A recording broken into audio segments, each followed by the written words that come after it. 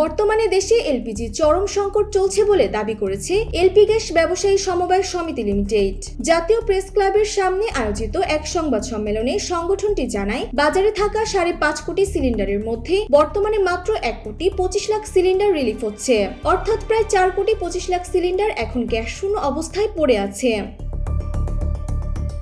অধিকাংশ সিলিন্ডার খালি থাকায় পরিবেশকদের পরিচালন ব্যয় বহুগুণ বেড়ে গেছে, যা বাজারে মূল্যবৃদ্ধির অন্যতম প্রধান কারণ। আমদানিতে জটিলতা ও কোম্পানিগুলোর উৎপাদন বন্ধ হয়ে যাওয়ায় ভোগান্তির শিকার হচ্ছে সকলে। পরিস্থিতি সামাল দিতে সংবাদ সম্মেলন থেকে এলপিজিতে ভর্তুকি প্রদান এবং বিইআরসি কর্তৃক নতুন করে মূল্য সমন্বয়ের দাবি জানানো হয়েছে। পাশাপাশি পরিবেশক ও খুচরা বিক্রেতাদের কমিশন বৃদ্ধির দাবি জানিয়ে সমিতির ব্যবসায়ীরা বলেন, দৃঢ় বন্ধনের আস্থায় শক্তিশালী স্টিলের আরেকটি নাম জেডএসআরএম। আগামী 24 ঘন্টার মধ্যে দাবি পূরণ না হলে সারা দেশে অনির্দিষ্টকালের জন্য এলপিজি বিক্রি ও সরবরাহ বন্ধ রাখা হবে।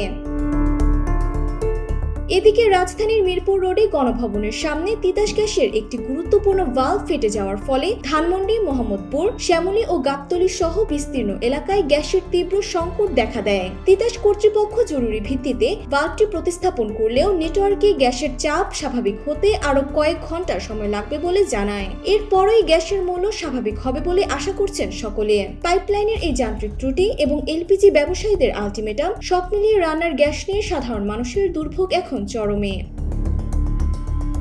ডেস্ক রিপোর্ট, জয় দিন।